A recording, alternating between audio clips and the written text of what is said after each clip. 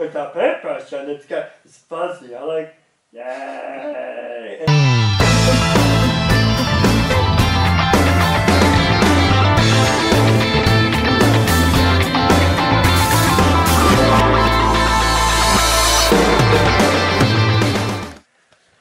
Hi there guys, welcome to today's Captain's Blog. It's 12:05 hours on December 3rd, 2014. This is Joe, our audio guy.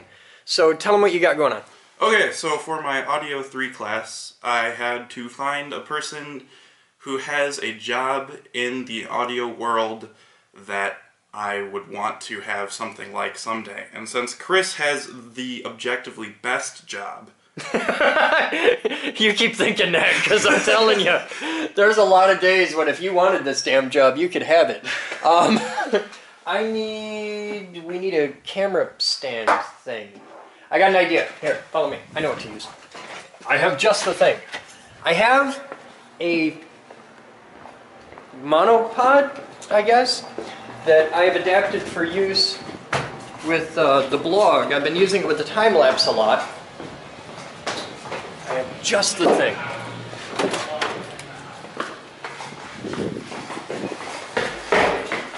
By the way, Joe sucks because we're starting construction in a couple days on the studio. He's been working on this for months, trying to get this ready to go, and it finally happens. I know, right? It's ready to go. Look how empty this room is. Construction finally begins, and where are you going to be? In exams. Yeah, see? Exams. Like those are important.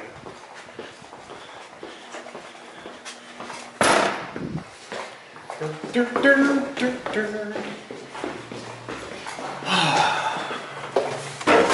love the new door handles. They're all foot friendly.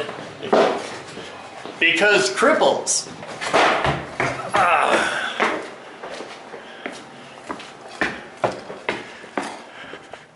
Alright, so we've got your setup. Now you're easy, you're getting a degree in audio. I'm getting a degree and you're recording this on your phone. Yeah, it's surprisingly judging decent you. Quality. Judging you. It's surprisingly decent quality. So much judging. Alright, I'm going to put this on the dingus. Most of my final project for this class will be recorded on my phone. Yeah? I'm a big post-production person, so as long as there's not too much noise, I can make it sound how I want it to sound. Yeah. I've had a little bit of experience throughout my life where people are like, we'll fix it in post! No. People say that and my ass just goes into prolapse. I understand the importance of getting a good recording. We'll fix that in the mix. It'll be fine. Not most of the time. Yeah, I know. So what do you need? So, I, for this interview, want to just go through the sort of jobs you've had in audio, because I know that... Oh, God. You were talking about starting real young. Do I have to talk about all of them? You talked about the most... There's been some dark days. I've done things. I've done bad things that I really don't want the world to know about. The most story-worthy ones, because most of the people in the class, I guess I'll start my recording now. The most, what I've heard from the other kids in the class, they talk to people who own studios or are mix engineers or are voiceover artists, and you, from what I understand and have seen, are more of the, like, technical side, like building things, and I mean all the stuff that you do here. From what you've seen, but there's... Alright, I'll give you some highlights and then you can ask any direct questions you want off there, but I'm just going to give you a quick overview. When I was, about 12, 14, somewhere in there, 12, I think, I made friends with Paul Kite, who used to own Main Street Music in Coopersville. It was a little music store. And I bought, for $100, I bought my first anything close to a piece of professional audio equipment. And by that I mean something that you wouldn't have in your regular home stereo. It was a little basic rack mount mixer. Because when I was really, really little, God, I was like 5, man. Alright. Then I was a little boy. MTV came out. And that was the greatest thing ever. Because I was super, super into music. And realize all this predates the geek group by like half my life. Around the same time, I had a poster in my room of a guy, it was a spaceship command thing, and you're looking out the window, right, and it's got all the big board with all the buttons. I'm a little kid. And I was watching MTV, and I saw a dude sitting at this giant command console with all these buttons, and I'm like, I want to do that! And I had no idea what the hell it was, but I just was like, that's what I want. I want to be the guy with all the buttons, because that looks like fun. And I got into music in a big way. When I was 12, I made friends with Paul, and I bought my first console. It was a toy. I still have it. Ooh. To this day, it doesn't work worth a shit. It's been through house fires and a million moves, but I still have it. Because that's the kind of thing that that's a forever thing. Sure. I started building a really, really, really over-engineered home stereo system in the basement of my parents' house. And it just kept growing. And I had a friend in Coopersville, Jeff, saw that I was really into this, that I was getting really, really, really into music. He had an old reel-to-reel. I don't know where he got it, but it was an old 4-track TAC, 3340S, just quarter-track machine. And that was my first proper professional, I could multi-track. Mm-hmm. And this is early 90s, so multi-track that's a big deal. Nowadays any idiot can do it on a cell phone, but back then to get multi-track recording you had to have a serious piece of kit. And that's a toy by real studio standards, but oh my God, to me it was the greatest thing in the world. I mean, you'd have thought he'd give me a brand new Ferrari. I'd have rather had that than a brand new Ferrari. And it grew, and it grew, and it grew.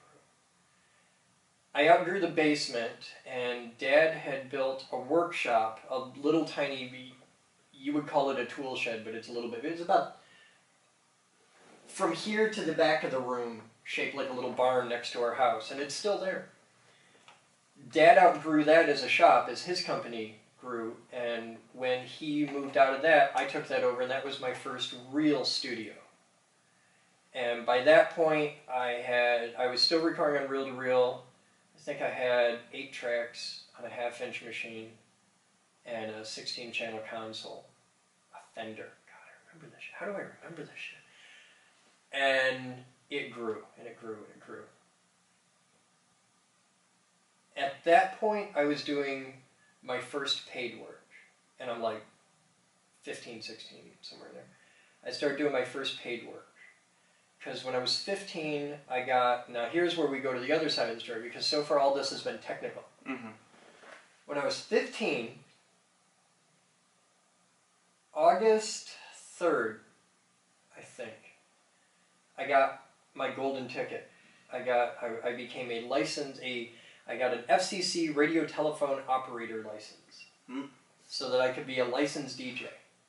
Work at a real radio station, do the transmitter logs, not just board op stuff, but actually, I was the only person in the station. Mm. And this is for WBYWFM, Grand Rapids, Michigan, 89.9 FM. And if you could find the station, you could go do a show. It ran out of a closet, it was a joke of a station, I think they had 100 watts of transmitter output power. But I had a blast. Mm-hmm. And at the time, I was the youngest licensed person, at least in the state, probably in the United States doing that. And my record got beat by Michelle Parney, who I helped get through. She was 13 or 14 when she got her ticket. Wow. I did a show,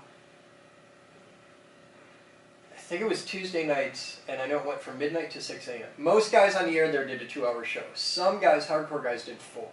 I did 6 because they would let me.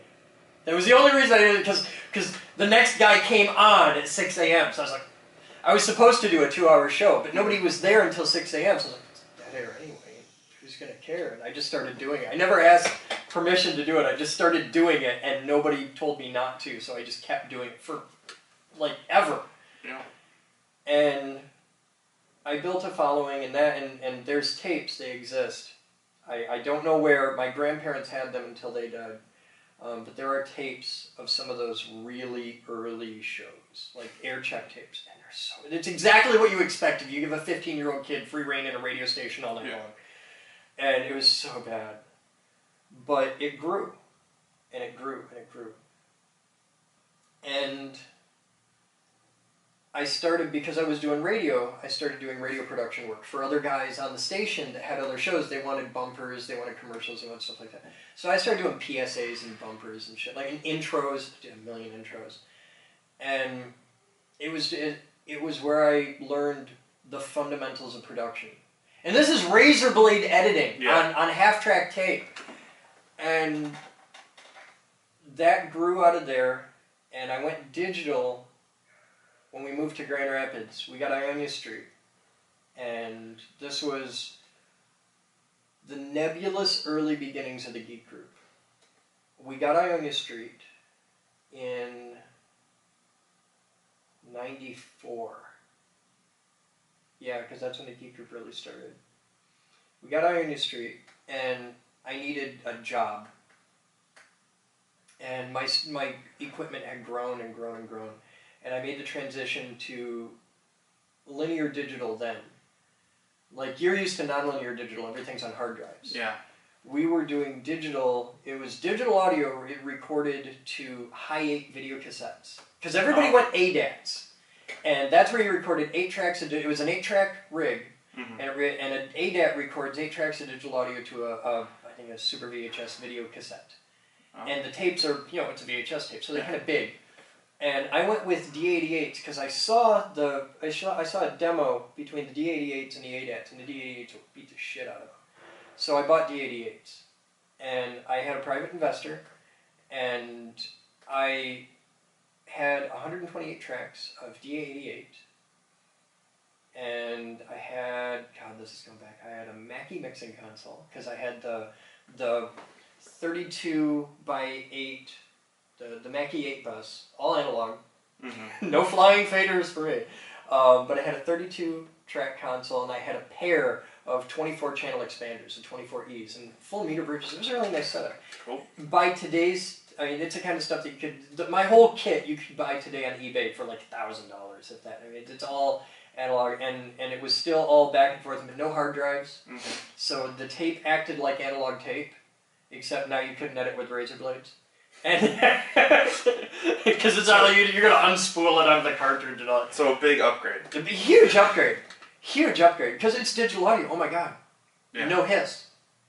Blew my mind. First time I heard something without tape hiss, I was like, oh my god, it's so quiet. And I got to learn the joys of digital distortion and all that stuff. And we have D88s here. Okay. And I had all the assorted kit that goes with that, microphones and cables and all that shit. It was a really simple studio. It was a joke by anything that I would be using today.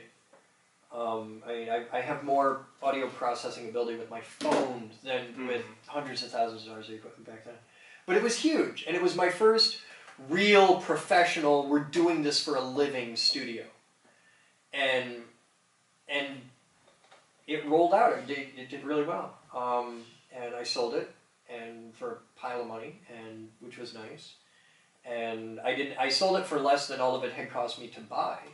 But when we decided to do the Geek Group officially, like this is what I'm going to, this Geek Group thing's taken off, I sold out everything and put all the money into the Geek Group, and probably lost almost all of it in the mere blink of an eye, and that sucked. But we went to Kazoo. And I built another studio on Austin Street, and it was still Mach 1 Productions, it was the same thing, but I just started from scratch, and had a good studio going there, and was doing a lot of work with like local bands and stuff like that. And then I sold all that, and it all went into the Geek Group, And then I started doing stuff with a band. Like I wanted to get back into music, and I was doing geek group all the time.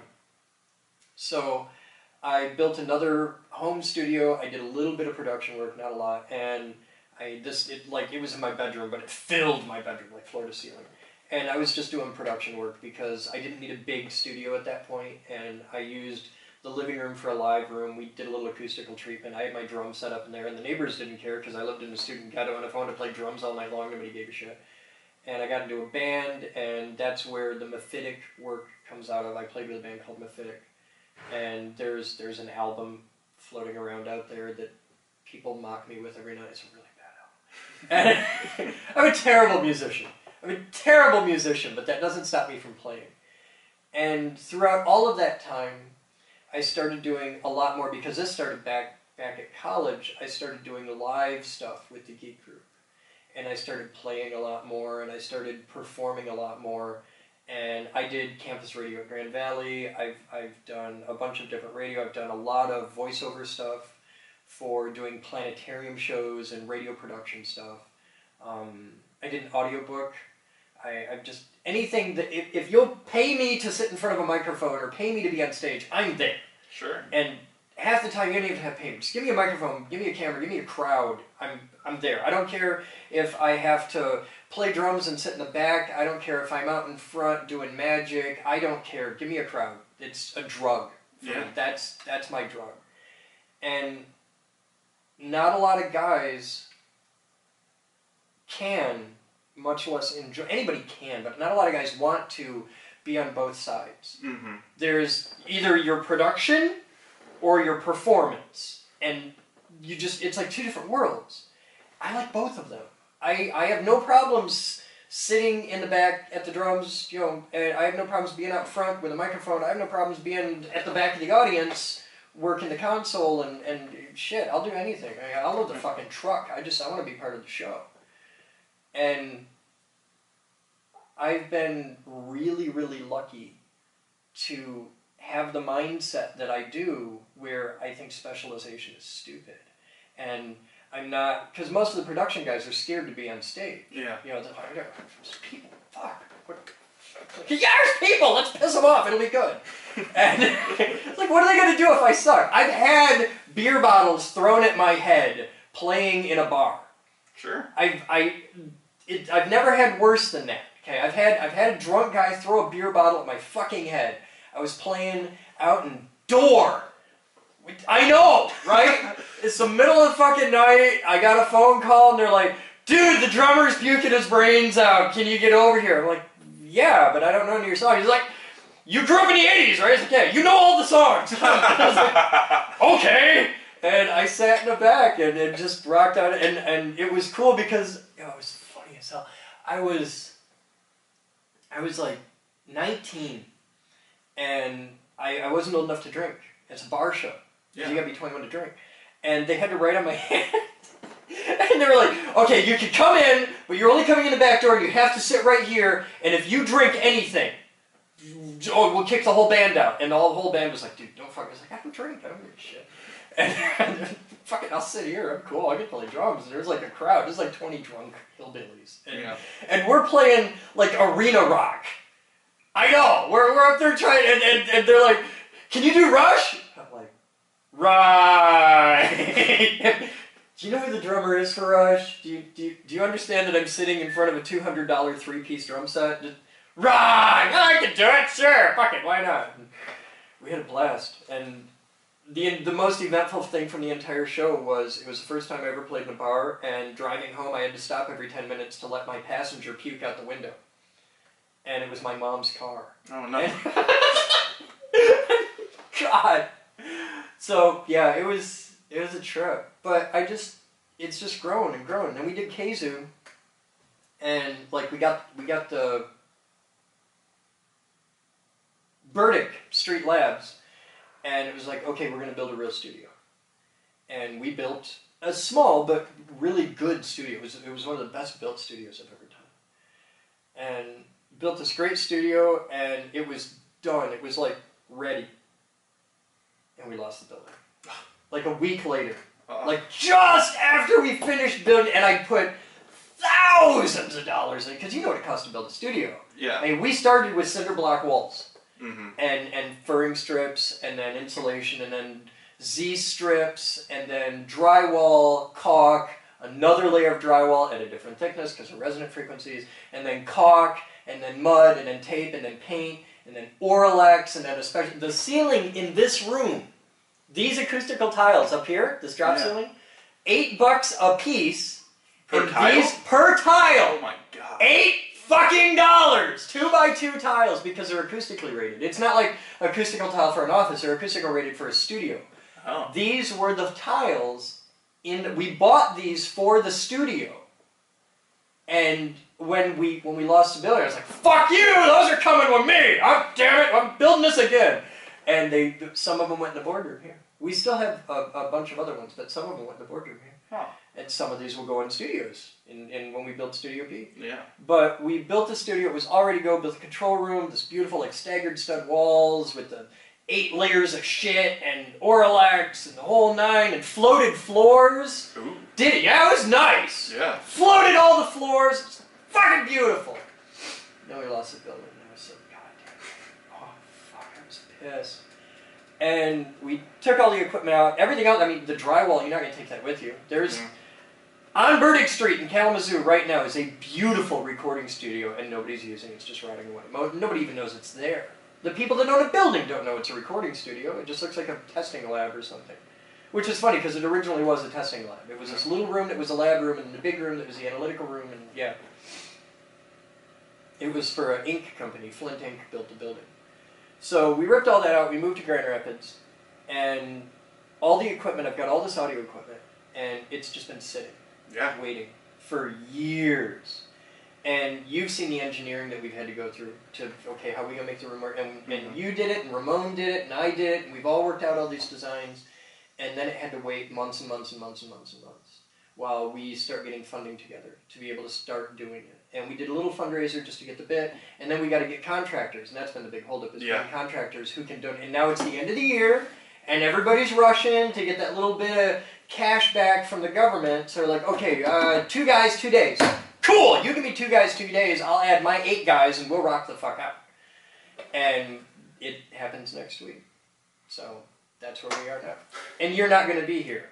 Well, I only have 3 days of exams. I'll be here. No, you're doing exams. I'll sleep here. I know, you're doing exams. You're not going to go to exams tired and fucked up because you've been building a studio all night. No. I don't care if you miss it. Exams, school comes first. Okay. If exams are done, if you have a free day, get your butt here. I want you involved because this is a huge opportunity. Yeah. But school comes first. And if I find out that you skipped an exam to be here, or that you came here and fucked up an exam or anything like that because you're retired, I will beat the shit out of you. Fair enough. Okay. So what else do you want to know? That's the rough, overarching story. I left out a lot, but like I've done a lot of performance. I've done a lot. I've done a lot of music. I've done magic, and I've done magic everything from in front of a crowd of hundreds of people to 2 dudes in a bar at a table and everything in between. Yeah. I've done a lot with a geek group. I mean, you've seen. I mean, it's an everyday thing. Whether it's tours, which are more of a show than a tour, or school groups, or whatever the fuck. Yeah. It's. I think it would be helpful to go back to what you said about specialization not being the best thing.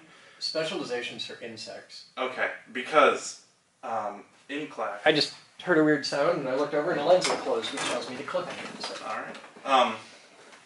Yeah, so we learned how to like use the Getner and Skype through a board and stuff, how to do that. We had one of the guys, Austin, at the studio, was real big into doing MIDI stuff, so he came in and kind of explained. You can spend years of your life learning the basics of MIDI. It's worth it, but that rabbit hole's deep. Yeah. We've had hip-hop groups come in, and we've just recorded them. We've had like an indie folk rock band come in, we've recorded them. And like everything, the professor's sort of there helping us with drum miking and stuff. But like, what has happened, I've noticed, is a lot of people in the class sort of feeling even more unsure now because they're like, all right, Good. so I've scratched the surface on all these things. But now what? Because I graduate in 17 weeks. I can tell you exactly what. It's easy. It right. really is easy. It's this simple. One, you never quit learning. You have to be ready to learn everything from scratch every 6 months because the technology is evolving at a staggering rate. Two, and this is going to sound really dumb, but just trust me on it and you'll learn it in 6 months.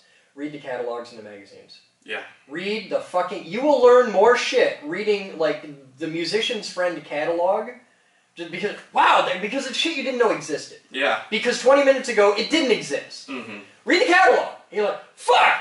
That exists! That's a tool that I can use. It doesn't mean buy everything, but just know that it exists. And read the reviews in that because it's a good, solid source of information and it stays absolutely current with the state of the practice. Yeah. And be willing to... Don't put yourself in a box. Don't say, I'm a broadcast engineer, because you're fucked. Yeah. You need to be able to... If your buddy calls you on a Friday night and he says, hey, I can make us $5,000 right now shooting a porno. You want in? Yes, you want in. It's a paycheck. Bring towels and go. And just be there. No matter where it is. If a guy's got a band and he wants to play, go.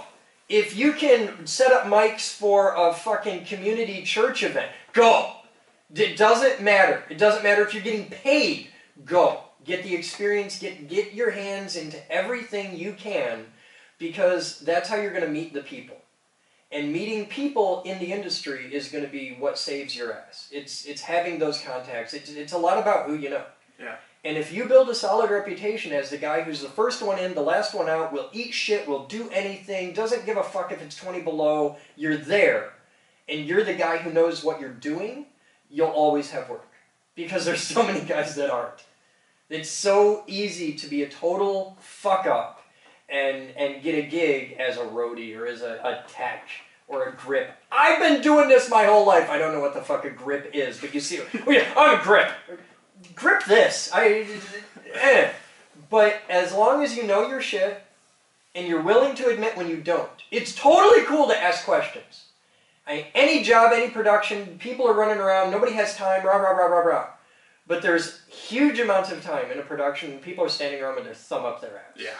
If you're smart enough to know the right time to ask the right questions, that's 90% of the job. It's okay not to know. If you don't know, the time to learn is not when the dude's running 50 miles an hour and we're 5 seconds to air and oh my god, we gotta get this shit. That's not the time for education. But if everybody's standing around telling stories, sitting on fucking speaker cabinets, and you know those shows, you know those times, you'd be like, can somebody teach me this shit? What is it with the weird Nutrix things? Why do they only go and you're going to have 10 different guys that'll give you answers. You're going to get 10 different answers, but they're all right, so it's cool.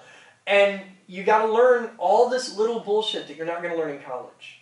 It's the difference between the state of the art and the state of the practice. Yeah. And the way the book teaches you is not the way it's done in the real world. And you need to learn why. Because the guy who wrote the book didn't spend 5 years loading trucks. And he doesn't know shit about how to wind a cable the right way. Mm-hmm. And it's picking up all that little shit that is the lifetime in the career.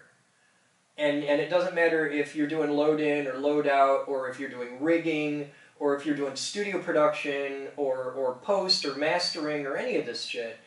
All of it is so finicky, and it's so twiddly, that you'll spend years learning how to do that one thing, to do it well.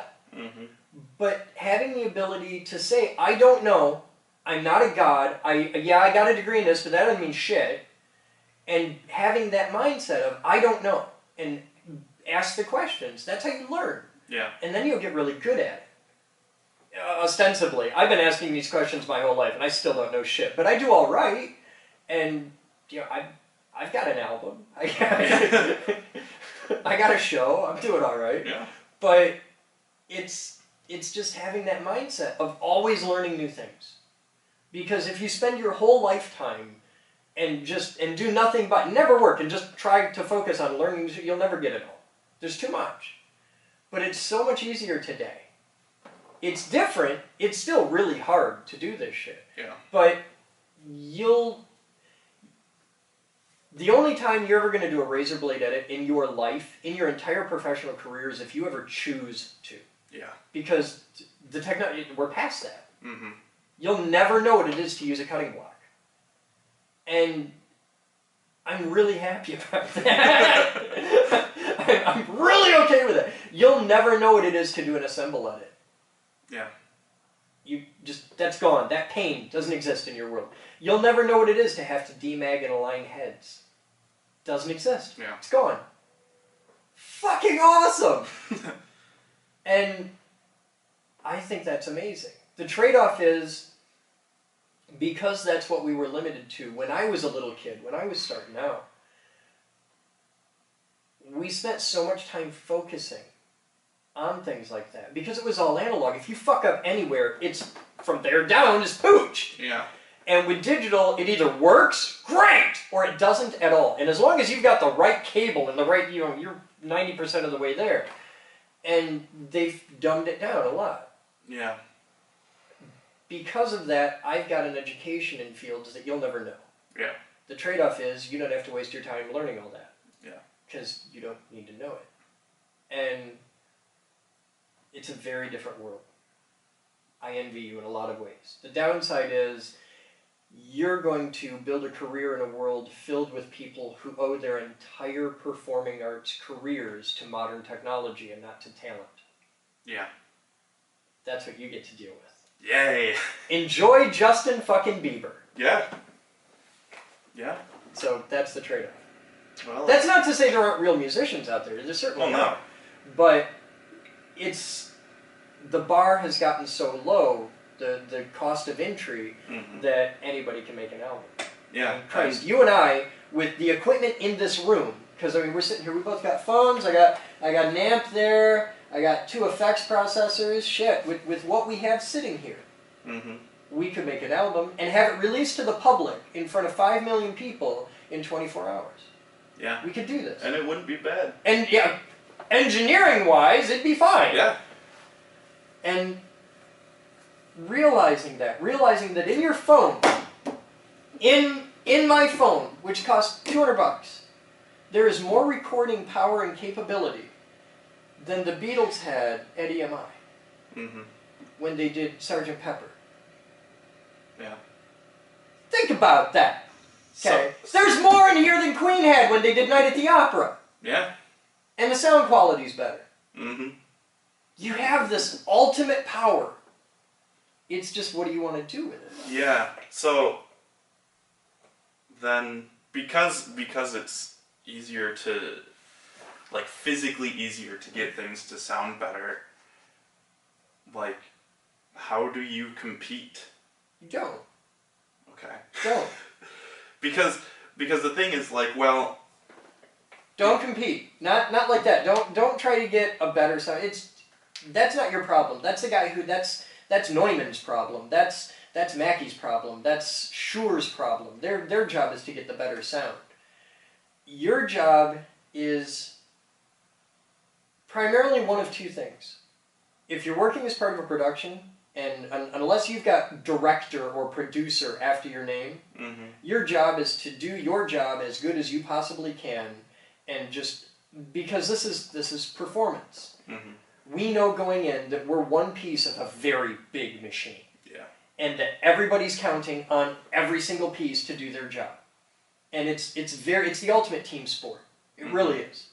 And as long as you've got that mentality of, think of it like the military. Okay, in 90% of the jobs in the world, it's all, I'm going to get ahead, I'm going to fucking do this thing, I'm going to rock out, run, fuck that guy. In performance, it's like the military. I'm going to work my ass off because I want you to look good. You're looking out for your friends. And that's why theater, music, all of the performing arts are very much like a family environment, just like the military. Yeah. Because you're always looking out for the other guy. I want to do well, but I'm still willing to sacrifice something in my world to help him get ahead. And when you have that mentality, the show is awesome. If you can get a team that thinks like that are willing to look out for each other, it's great. But it's the opposite of the way the corporate world works. Yeah. Of like, I'm going to step on him because I want to get ahead. You can't do that in performance. And as long as you've got that mentality, you're set. The time to get a better sound or build a unique sound is when you have your own studio, when you're acting as the producer, when you're acting as the director, and you have a vision, and then it's your time to say, this is what I want, and be able to learn how to articulate that, which is the real bitch. Yeah. Knowing you want it's easy. Everybody wants it. You figure out how to describe that to me, and now we can get somewhere. Yeah. Because as your engineer, if I don't know what the fuck you want, I can't do it. But that's when you want to develop your own sound. And then it's not having a better sound, it's having your sound. It doesn't have to be better, it can be shit. Yeah. Okay, because that's what I was... But it has to be yours, it has to be unique to you, and everybody's got their own thing. That's what I think I was trying to get at with that question, is like from studio to studio, like what's stopping, you know, the band that wants to record an album from going to somebody else rather than going to me? Everybody's got their own unique mojo. Okay. And it isn't necessarily their own unique sound, because the band has their own unique sound. Yeah. You as a producer can color that. And some bands will see, if you're known for having, because all producers have their shtick, okay? And some are really good and some are really bad, but you find the one you want, and it's building that relationship between the band and the producer. And this is true in video as well. I owe everything in the Geek Group videos to Elizabeth and Steven. Yeah. Steven is the reason our animation looks the way it is. If I dropped $1 million and hired the greatest animation team on earth, I couldn't duplicate because that's him. That's his soul. Yeah. And it's terribly unique. Just like our videos look the way they do because of Elizabeth. I can't do that. I can edit, sure. I'm nowhere near as good as she is. Yeah. Her job is to make me look good, and she's really good at it. I'm not. I'm terrible. But she's amazing at her job, and I am immensely thankful for the team. You've been in a room, you've seen what they do. Yeah. I have a very tiny part to play in that. My job is to get the room and all the computers and all the stuff and say, here, I trust you, here's all the stuff, just go. And when they point the camera at me and say, you talk now, make pretty, talk about the paintbrush. With the paintbrush, and it's fuzzy, I like, yay. And it's my job to be the idiot, and they make me look like I'm smart. It's her job to develop the look and feel. I get input on it. I'm like, yeah, I like this, I like this. But it's my job to be able to articulate what I want. Half the time, I don't know what the fuck I want. She does, though. And she can craft that image. She has her picture in her head, and every now and then I'll step ahead of that of like, I'll have my own agenda. I'll have my own picture. I'll have a picture in my head. And I'll forget that she's already, before I walk into the room, she's put weeks into preparation and pre-production, and she has what she wants. What I want shouldn't matter unless I have some driving, compelling reason. Trust her to do her job. And you should do that with your team. You should be good enough at your job that people can just say, do this, and ignore you, and it's handled. Because that's the guy they want. I don't want to have to fucking babysit. Yeah. No guy in power does. I want you to be awesome at what you do and handle that so that I don't have to worry about it. And if you can make it so I don't have to worry about that, you're going to get hired by me again. Because that's exactly what I need. I need to delegate that part of the world to you and know that you're competent, capable, and you can handle it without being too terribly imaginative. There's a place to be imaginative, and there's a place to do what the fuck I told you to do. And that's a line to learn. And that's part of being the machine. And knowing where you fit can tell you what your limiting factors are. There's certainly a place to develop your sound, develop your voice and all that. But it's knowing when to do that and when to grind. And that's everything. And as long as you're always open to learning new stuff, you're set. That's half the battle. Is you'll meet these guys, and you'll meet them. You'll meet them your first week out of college. You'll go out applying, and you'll meet these guys, and you can see it in their eyes that they stopped learning in 1982, and they haven't learned anything new since. And you know you don't want to work with that guy because he's already dead. He's fucked. And don't end up like that. Don't hit the point where like, I've been doing this for 20 years and I know what's what. No, you don't, because this technology didn't exist last year. You don't know shit. And as long as you're willing to learn the new stuff, you can evolve with it, because it's always going to change. So, we're at Menards. We just finished doing the checkout. They're loading up the truck. And do you want to tell them how much we spent today? Sure. Okay. Here, can I show it? Yeah, add the other number. Add the other number? What's the other number? 828. 828. Alright, so that's the receipt today. Hey Moose. Yeah. You got sales tax on here. Yeah, I don't have an account. So you have to have an account for... Okay, that sucks, because that's $120 we didn't It'd spend. probably be faster to send someone back to the van to load up those carts than it would to wait for me to help load up those Yeah, carts. that's not going to It'd take happen. another hour to get to the rest of them. So, yeah, we just dropped $2,000. This is for a lot of cable tray and base supplies, like we got trash cans and stuff like that. Where the hell are they? Oh, okay. And, oh yeah, we just bought 300 2x4s. So, that's a fair bit of mojo for the studio. Oh, that sucks. Yeah. But it sucks crossing. It's like, whoa, that sucked. We are not sending the van over and back, because that's a level of fumblefuckery I'm not up for. So Batman is the lumber picker. His job is to make sure they're decent 2x4s. They promised me a slack for this. Huh? Painstakingly 300 picked. Premium budget lumber. Batman, I have the ticket for the door. I'm putting it on the driver's seat. Okay. So far I've gone through 2 skids and we only have 180. Well, you're halfway there. 200. It's going to take another 2 skids to get to 300. Yeah, but you'll have a master eye for lumber by the time we're done. I already have a master eye for lumber. This I'm is what buying you lunch. That one's fucked. Yeah, I know. It was fucked before you looked at it. It had a big chip out of the bottom.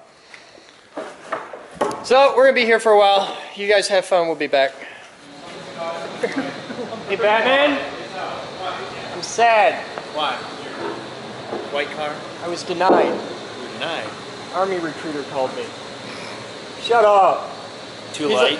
like, he sent me this message. He's like, this dude adds me on Facebook, right? And he starts talking to me. He's like, hey, I'm with the United States Army. I'm a career counselor. Would you like to talk about opportunities? And I'm like, I like opportunities, sure. And he's like, you like travel? I'm like, yeah.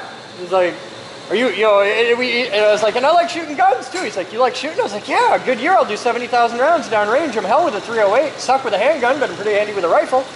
And like, I'm done, because I know where he's headed.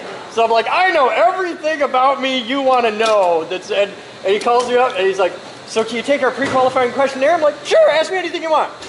How old are you? And you could hear him cry. You could just like hear him cry. I'm like, I can't lie about my age. He's like, no. It's like a kid. He's like 18. He's like, what do you mean I can't lie about my age to get in the Army? Andrew Jackson lied about his age to get in the Army and he did all right. He's like, but. So, I can't join the Army. The Army wants me so bad. They used to send me socks. For years, they used to send me socks. I have so many fucking Army socks. I got them like every few months. They'd send me a pair of socks in the mail. You fail at buying trash cans though. Oh, what's wrong with the trash can? It comes with a lid. What the fuck do I need a lid for? Lids are awesome. Fuck you, lid. You see what I got on the Pay bottom? for the lid though. I know you get the I got the rolling cart. I know, thing. I know. I didn't care about the lid. I've had because we don't need lids. You know Marines would come to my school and they'd be like, God damn, you're a big son of a bitch. Want to be a Marine? I was like, I can't do a pull-up. He's like, we'll work on it. We'll get you there. That's like, I want to see you really pass the fucking PFT. Oh, could you? And you know, there's guys my size who could do it. Yeah, but they have arms as thick as your leg. Right. You got to do 21 pull-ups. I know what it is. That would And they'd have fucking the pull-up bar, and it was always funny. The one year we convinced the old principal, the dude was like 60, to start doing pull-ups, and he got 3 out. Just the entire, because they'd usually come during lunch and they'd be sitting in the corner of the cafeteria. You just all of a sudden, like, everyone starts cheering because the old fucking principal's doing it. That's cool.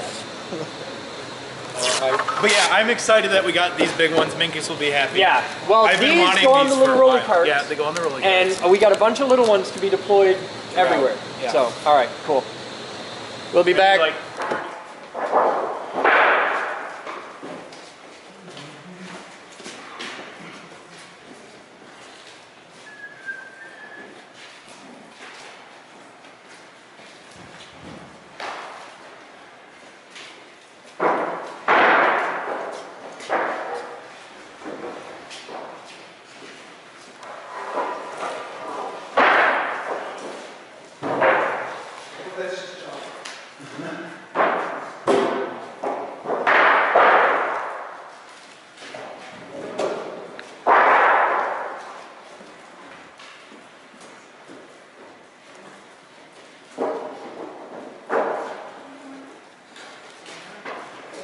Mr. Bellatini, sir, we have to change the sign tonight or tomorrow morning.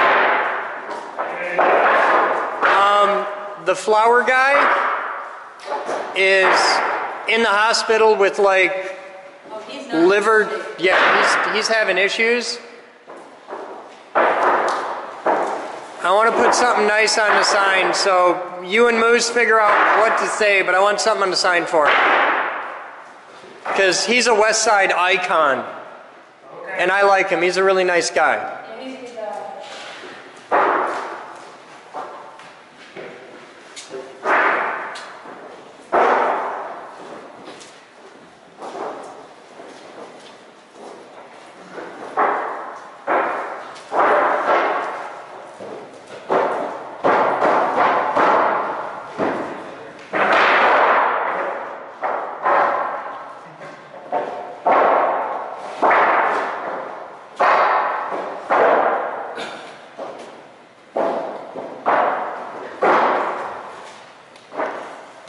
Batman, I want a basic work table sawhorse setup put up here with a good chop saw, and just we want to be ready to rock. we'll bring the DeWalt up here. That's what's great about having that nice new hibachi. We can just bring the DeWalt wherever the hell we want. Hitachi. What did I say? Hibachi. I'm thinking of food apparently.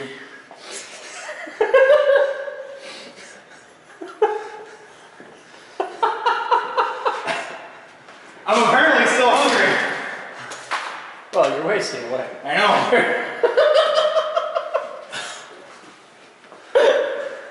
With the nice new Hitachi, we don't have to worry about completely fucking over everyone who wants to use it. Yeah. But I want to have like a workbench set up.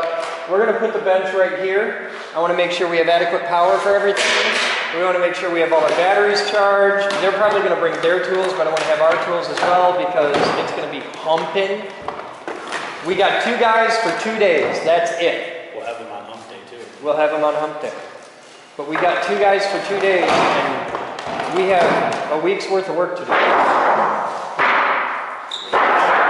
if we can make it happen, we could have all the rough framing in for the studio in 2 days. Holy shit. That's impressive. And I took a chance, because this stuff here is already paid for. Right. We did an IRC fundraiser for that. That's for This stuff, wall here. yeah, this stuff, I haven't done a fundraiser for yet. I'm floating this. This is me taking a chance, because I believe if I can show the IRC this awesome, amazing bit of progress, then I can do fundraisers and go support it. Right. Especially since we won't be able to go any further on the project without it, so, yeah.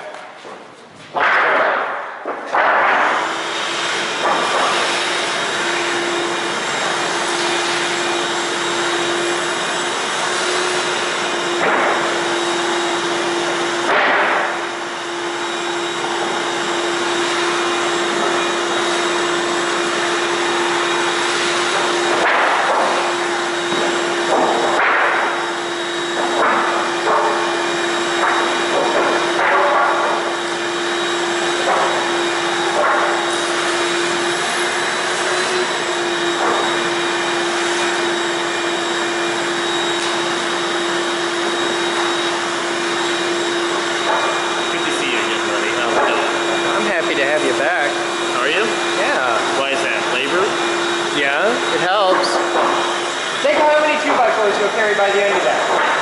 You've made a tangible difference today. Besides, you want to learn about audiovisual production. You're building a recording studio. And think of how many times in your life you'll have the opportunity to actually build from the ground up a recording studio. I don't know about Major educational opportunity. building so much. I'll just help you move some wood. Today. Yes, today. Today. Today. This won't be done tomorrow. Yes, but This is a year. I was like, I'm only here once a week. Dude. That's okay. You're gonna learn stuff. I hope to. I hope to. You're gonna learn how much drywall sucks. That's what you're gonna learn. You're gonna learn how much drywall sucks. That's what you're gonna learn. We'll see. You've never hung drywall till you've built a studio.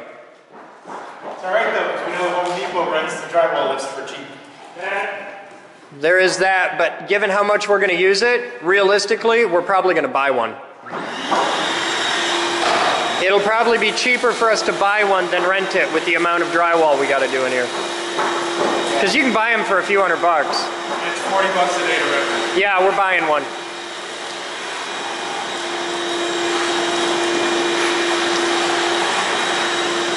Already have that empty scaffolding. Yep. And it'll work out good because if we own one, we can loan it out to members. And that's the kind of tool that normal people, you only need once every 10 years, but when you need it, you really need it. So that's a good thing for us to have as a stock tool.